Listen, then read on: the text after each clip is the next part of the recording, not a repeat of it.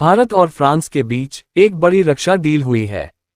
डिप्रिंट को मिली जानकारी के अनुसार भारतीय नौसेना के जो दूसरे विमानवाहक पोत हैं, जिनका नाम INS विक्रांत है, इसके लिए नौसेना 26 राफेल समुद्री लड़ाकू विमान खरीदने जा रही है, जिसे राफेल M के नाम से भी जाना जाता है। इस खरीद के लिए वित्तीय उद्धरण मांगने के लिए भारत जल्द ही फ्रांसीसी सरकार को एक अनुरोध पत्र भेजेगा। हालांकि भारतीय वायुसेना 114 मल्टी रोल फाइटर एयरक्राफ्ट खरीदने पर भी विचार कर रही है, जिसके लिए राफेल स्वाभाविक रूप से पहली पसंद है, और इसके लिए कोई संयुक्त अधिग्रहण की योजना नहीं बनाई गई है। राफेल M के निर्माता फ्रांसीसी विमानन प्रमुख डिसॉल्ट एविएशन ने पहले ही स्पष्ट कर दिया है कि उसे भारत में निर्माण के लिए कम से कम 100 राफेल लड़ाकू विमानों के ऑर्डर की आवश्यकता होगी।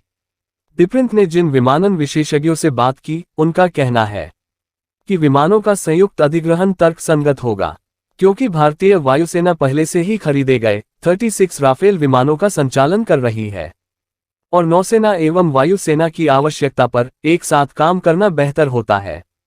उन्होंने कहा, संयुक्त अधिग्रहण का मतलब होगा कि लागत कम हो जाएगी, और भारत के पास तेजस लड़ाकू विमान के अलावा लड़ाकू विमान निर्माण का एक और अवसर होगा। ऐसा इसलिए है क्योंकि तब तक डिसॉल्ट को भारत में उत्पादन करने के अवसर मिल गए होंगे।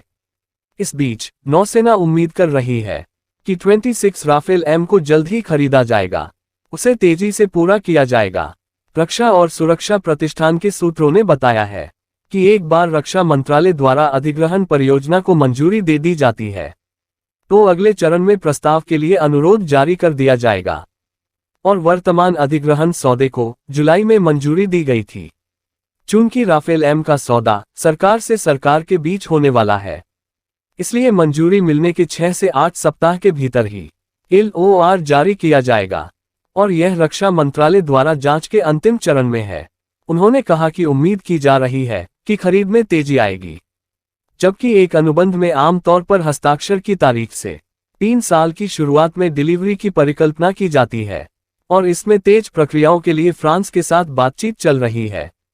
सूत्रों ने कहा कि प्रशिक्षण में भी तेजी लाई जा सकती है, क्योंकि भारतीय नौसैनिक पायलट भारतीय लड़ाकू विमानों की डिलीवरी का इंतजार करने के बजाय फ्रांसीसी नौसेना के लड़ाकू विमानों पर प्रशिक्षण ले सकते हैं। राफेल M अधिग्रहण की प्रक्रिया के बारे में आगे बताते हैं कि एक अनुबंध को समाप्त करने के लिए भारत और फ्रांस दोनों द्वारा एक बातचीत टीम का गठन किया जाएगा, जैसा कि पिछले महीने रिपोर्ट आया था। 2024 के आम चुनाव के बाद ही हस्ताक्षर किए जाने की संभावना है। खबर यह भी है कि INS विक्रांत, जो वर्तमान में एक निर्धारित अनिवार्य रीफिट प्रक्रिया से गुजर रहा है, उसे पूरी तरह से चालू करने के लिए नौसेना योजना बना रही है, और उसके लिए MiG-29 के लड़ाकू विमानों का उपयोग करेगा। पिछले साल दिसंबर में अमेरिकी कंपनी बोइंग के FA-18 सुपर हॉर्नेट के मुकाबले राफेल M को शॉर्टलिस्ट करने के लिए भारतीय नौसेना ने रिपोर्ट दी थी।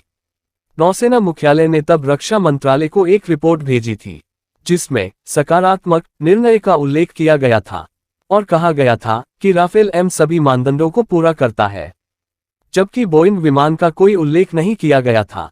नौसेना INS विक्रांत को हथियारों से लैस करना चाहती है, और इसके लिए 22 सिंगल सीट राफेल M और 4 ट्रेनर विमान खरीदेगी। इसके अनुमानित लागत 5 बिलियन यूरो बताया गया है, और इस सौदे में प्रशिक्षण और बुनियादी ढांचे की लागत के अलावा सेना के लिए हथियार पैकेज भी शामिल होंगे, और 26 विमानों की खरीद का नया अनुबंध एक अंतरिम व्यवस्था है।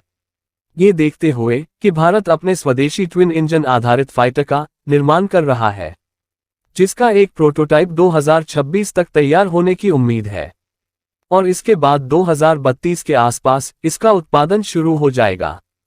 हालांकि यह अभी तक स्पष्ट नहीं है कि नौसेना अपने 2 वाहकों से 3 अलग अलग विमानों का संचालन कैसे करेगी।